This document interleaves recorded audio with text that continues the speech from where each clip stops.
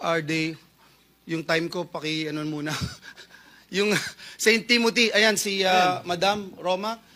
St. Timothy, and I think Wawaw is here. Yeah, St. Timothy, meron kayong ghost project sa Bulacan? Mr. Chair, wala po. Categorically. Tapos yung Wawaw?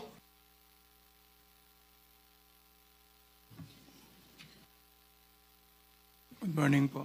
Yeah, can you answer yes or no? Ghost project? Can you turn on the microphone, please?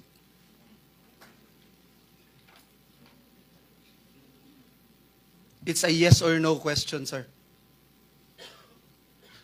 Wow, you're You don't looking, even know? You're looking for your lawyers? Wow. I invoke my right of incrimination in your honor.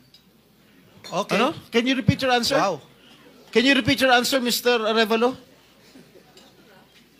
I invoke my right for self-incrimination in your honor. My God, the question of the majority floor leader is very simple.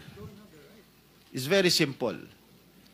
Do you have any ghost project in any of the areas here in the Philippines? Answer.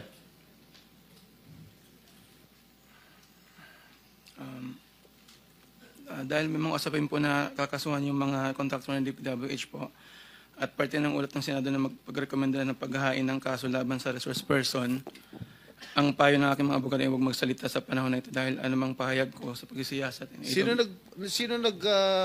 utos sa'yo na huwag magsalita?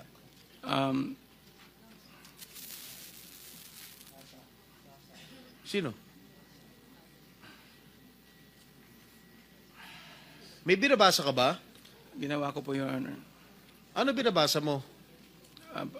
Pasensya po kasi kinakabahan po kasi po. It is only answerable by yes or no, Mr. Arevalo. Is there any ghost projects of Wawaw builders? This is what I discovered, and the former secretary confirmed during the first hearing that there indeed are ghost projects. Bine-verify pa po namin, Your Honor, ang ano kung meron po. Ano ka ba sa Wawaw? Are you the owner? Yes po, Your And Honor. you should know. Majority Leader, it's your time, huh?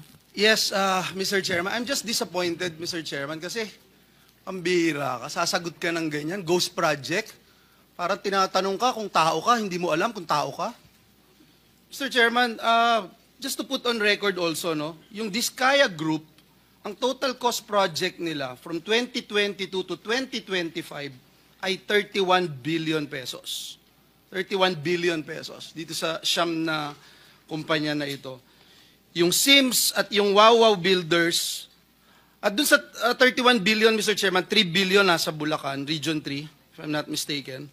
2.8 billion sa Bulacan. Yung Sims, tsaka yung Wawaw, meron pong 4 billion at 1.2 billion sa Bulacan.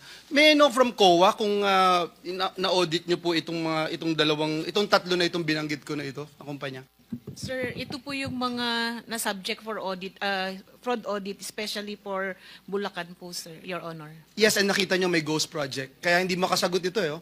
Opo. Can you confirm?